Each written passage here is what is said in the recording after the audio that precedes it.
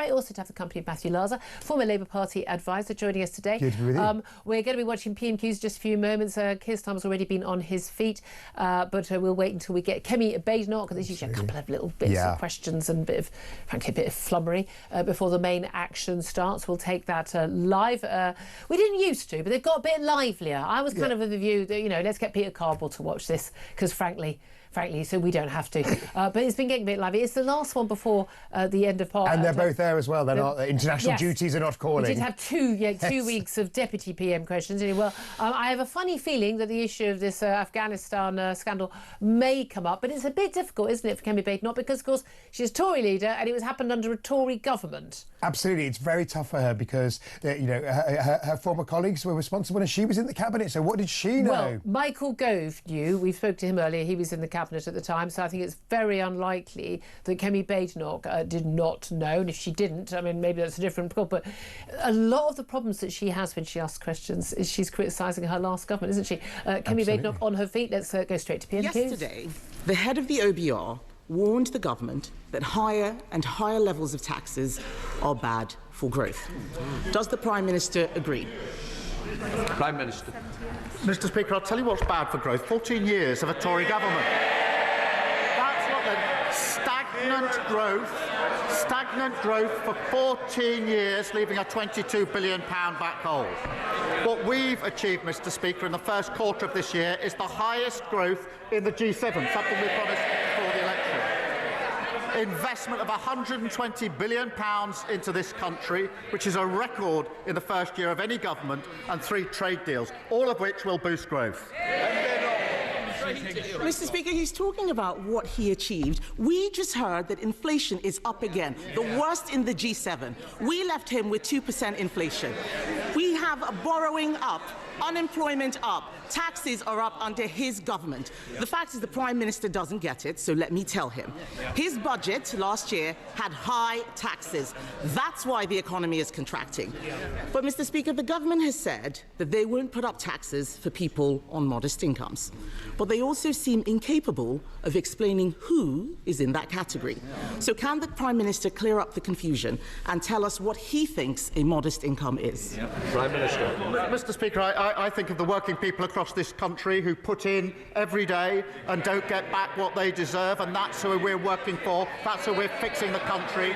The sort of people that work hard but haven't necessarily got the savings to buy themselves out of problems. And, Mr. Speaker, that's who we're working for, and that's why we put the national living wage up. That's an extra £1,400. The national minimum wage up, that's £2,500 a year. The triple lock, Mr. Speaker, that went up pension up £470. And of course we're extending childcare, opening free breakfast clubs and free school meals. We know exactly who we're working for. She comes here every week and just talks the country down. Mr. Speaker, I'm not talking the country down, I'm talking him down. I asked him what a modest income was. He answered what a working person is. He doesn't know what a modest income is, and even on working people, they cannot define it. The Chief Secretary to the Treasury said that working people are people who don't get a payslip. But millions of self-employed people don't get a payslip. So are the self-employed next in line for a Labour tax rate? The self-employed were the very people who suffered under their watch, repeatedly suffered under their watch, particularly, if I remember, during COVID, when they didn't get the support that they needed. But she talks the country down, she cherry-picks. We have created, Mr. Speaker, since we've been in government, we've created 380,000 jobs, the employment rate is up, and inactivity is down, the complete opposite of what we inherited. I don't know where these 3,000 jobs are coming from. Unemployment has gone up every month under his government.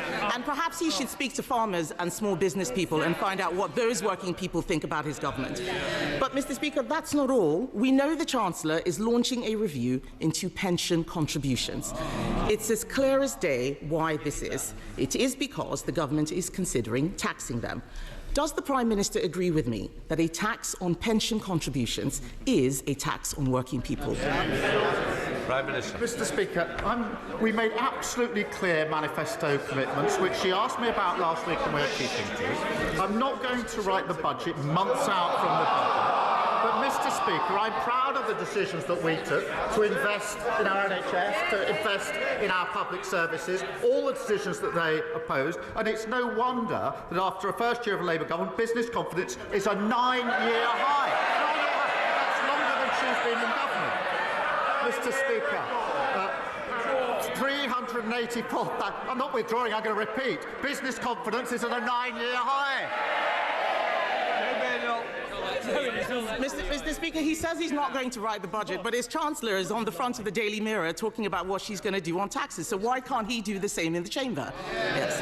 But I asked him about pension contributions. The truth is he doesn't want to talk about pension contributions. It's all right for the Prime Minister. He has his own special law to stop his personal pension from being taxed. But let's be honest, Mr Speaker, this is really about choices. My party knows that there is an alternative to tax rises. It's cutting spending, something that they are too scared or perhaps too weak to do.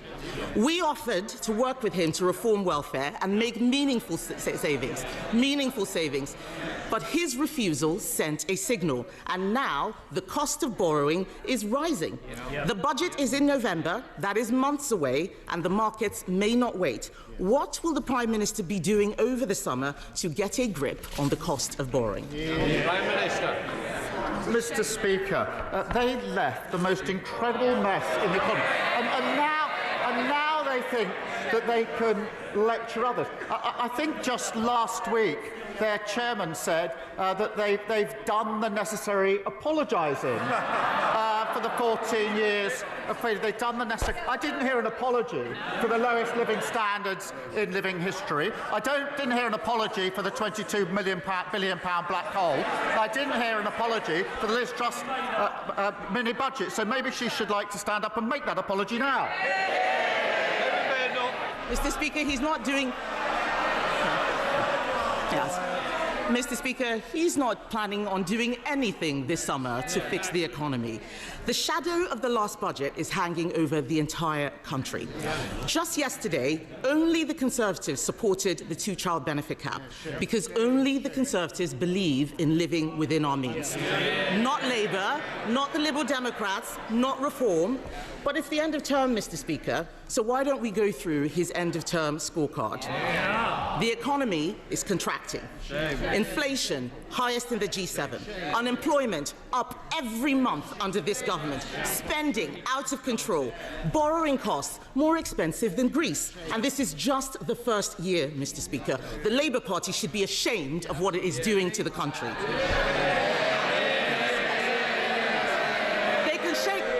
Mr Speaker, they can shake their heads as much as they like. The fact is, this summer, they're going to have to go to their constituents and explain why they've been making such a mess over the last 12 months. And isn't the case, Mr Speaker, that the worst, given that this is just their first year, the worst is yet to come? We're happily going to go to our constituents. We're going to tell them we promised 2 million extra NHS appointments and we delivered 4 million extra appointments. Mr Speaker, I've got to upgrade that. It's now 4.5 million extra appointments. So we're going to tell our constituents that. Then we're going to tell them about the free school meals we're rolling about, the free breakfast clubs, the free childcare and school uniform costs. We'll tell them about that. And then when we've done that, we'll move on to affordable houses and tell them about the £39 billion we're investing. When we finish that, we'll tell them about the rail and road upgrades across the country, the £120 billion investment, and of course the 3 trade deals. And Mr Speaker, we're only just getting started. OK, well, that was a fairly lively exchange, as I think we'd expected. We didn't see the Prime Minister being asked any questions from the Leader of the Opposition about the Afghanistan scandal. Front page of pretty much every newspaper. She went with the economy. Quite a bitty affair, I thought. I have to say, Matthew Laza, former Labour Party advisor, joining me for the whole show. You're watching that. I mean, OK, in terms of the topics, she couldn't really go on Afghanistan. That she'd just be, criticising her own former government, which doesn't look, not necessarily very well. But we did have the Mansion House speech from the Chancellor last night. She went on the economy.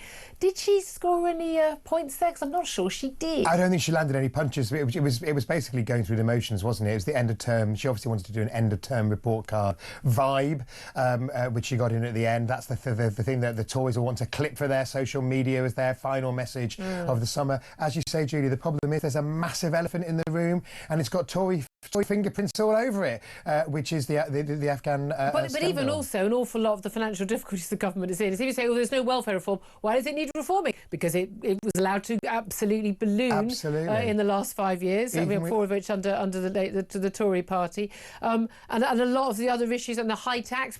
Tax ballooned under the Tories. I mean, there is an element where as much as we all groan when Keir Starmer says, the first question, Tory governments, she was saying, well, taxes are bad for growth. The Tory government for the last 14 years is bad for growth. Well, yeah, I mean, actually, it is a fair point when Keir Starmer repeatedly says, this is down to what the Tories did for 14 years.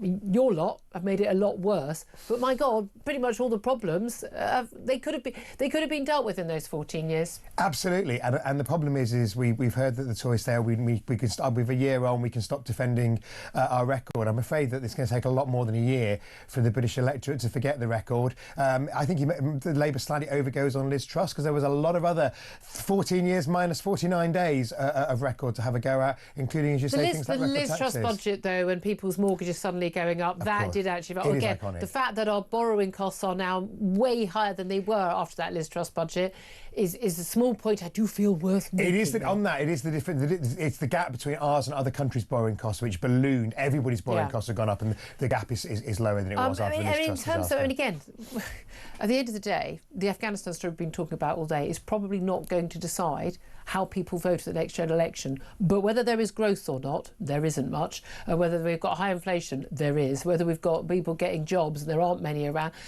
All of those things, they will, whether people's taxes go up or not, they will decide the next election. That is actually the meat and two veg. We've been talking about meat and two veg a lot this week, mostly in relation to Greg Wallace's bits. But this is actually meat and two veg in terms of electioneering. It's the economy, stupid.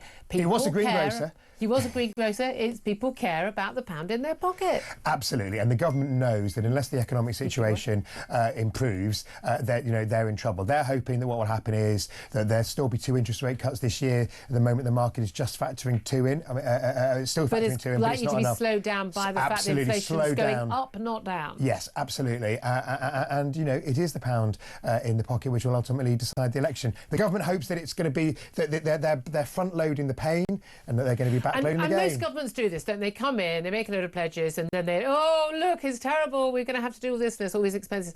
But there seem to be an awful lot of new expenses all the time. And again, one of the key ones we didn't know about was is it 7 billion? Is it 1 billion? Is it 2 billion? Oh, who knows? It's money down the back of the sofa in terms of... Which was apparently in the black hole. The black hole everybody criticised and said didn't really exist. Well, apparently this was part of the black hole. Yeah, but so it was factored in. But it's max 2 billion of that. Come on. Well, I could be 7 billion, presumably, in some of their account, but we don't know. But that's what's so extraordinary. We don't know. Why don't we know? Because we've not been allowed to scrutinise it. And that's why it was particularly outrageous, because we couldn't do the proper scrutiny. It has not been brought up in the questions between the Prime Minister and the Leader of the Opposition, but Keir Starmer did give a statement just briefly before PMQs saying that Tories have serious questions to answer about the Afghan data leak. He said, in his short statement, apologies, at the start of the Prime Minister's question, he said, there's always been support across this House of the United Kingdom fulfilling our obligations to Afghans who served alongside British forces. We warned in opposition about Conservative management of this policy, and yesterday the Defence Secretary set out the full extent of the failing that we inherited. A major data breach, a superinjunction, a secret route that has already cost hundreds of millions of pounds. Ministers who served under the party opposite have serious questions to answer about how this was ever allowed to happen. Those are pretty damning words, aren't they? I mean, John Healey, the Defence Secretary, yesterday, he was saying, my opposite number, the Shadow Defence Secretary, Cartledge, who was actually a Defence Minister previously, they're being very sort of, oh yes, and we agree, and we, apologise, and everyone's being very nicey. Prime Minister not being quite so nicey about the failings of the Tories. Absolutely. I think that Labour will see this as a real opportunity to get on the front foot. Not least, they deserve to get on the front foot because they're having to pay the bill for these Tory mistakes as you go into the summer. To leave... It was certainly a story. I mean, it was a civil servant working in the MOD. Absolutely. The Tories put the superinjunction on. The Tories decided on the list. The Tories managed the situation, as we've seen, pretty badly. Yeah. So I think this will give Labour a boost going into it because, as we say, although ultimately the pound on the pocket will matter, at the moment people were saying, Kemi didn't even ask one single question on that. Why not? Because she's ashamed of their record. Yeah, I mean, that's the thing. And again, there's only so many times you can sort of just avoid, as you say, the elephant in the room. And again, we've been talking throughout the show, and lots of calls coming in. I do want to hear from you. Do get in touch about the Tory government, whether they were right or wrong to cover up this massive data leak by a Ministry of Defence, a member of staff, basically revealing the details of thousands of Afghans who supported British forces. Numerous of those people have actually now come to Britain. Huge multi-billion pound cost, whether it's 7 billion or 2 billion in the end, it's a huge cost. It's a very expensive email. We've all sent the wrong email by accident. Or WhatsApps. Yeah, but that's the worst we can possibly imagine. I want to hear from you, though, because, I mean, what's the worst bit of it? Is it the cost? Is it the fact these people are here? Is it the cover-up, the superinjunction? We have Michael Gove, now Lord Gove, former member of the government. He was aware of the superinjunction from word go. He completely defends it and for how long it's gone on. It seems to me that a very short period of time would have been justified in the matter of months, 6 months maybe. Everything after that has been a cover-up, in my view. But we don't know because we've not been allowed to scrutinise this. And even some of these sort of, is it the Joint Intelligence Committee, in Parliament, senior figures, ex-MI5 and people like that, peers and people who served in government who are absolutely signed the Official Secret Act. They're not going to spill the beans on this. They've not been allowed to know about this and spill the beans on it. But interesting, the Daily Mail and the Times knew about it and were fighting in the courts to try and get this made public. And well done to them for doing that. That's what we've got a free media for, guys. I know everyone slags us off, but that's what they do. But I'd love to hear your thoughts. Give us a call, 0344 499 1000. Text the word talk and then your message to 87222. Get in touch with us on X at TalkTV. Calls are charged at the national rate. I have to tell you this bit. Text costs £1, Saturday network rate message. Got a load of calls. I'd love to get some more calls on this. Lots of different points of view. I'd particularly like to hear from anyone who's been an ex-serviceman or woman about what you think about this. Was it the right thing to do? How many of these people should we have come here? 0344 499 1000. Just before we go to a break, I just want to raise the story. It's just come out in the last few moments. Suella Braverman, remember, of course, the former Home Secretary, still a member of the Conservative Party, failed to run in the end, didn't she, from the leadership. Her husband, back in December 2024, so December last year, he defected from the Conservatives to Reform. A lot of speculation that can be based. So that Suella Braverman would do the same. Yeah. It'd be weird if the Conservative leader defected. It would be a bit strange. Even I think that might be a bit beyond the pale. He has just tweeted in the last half hour or so that he has left Reform, effective immediately. Now, is this a flaky person who's gone from the Tories to Reform and now leaving and thought they were the party for him and not the party for him, or is this telling us something else? Is there something going on at Reform? We know we've seen Sir Jake Berry, the former Conservative Party chairman, he's defected to Reform. But again, many might argue, here's an ex-MP looking for a new job in the future, more likely to get one.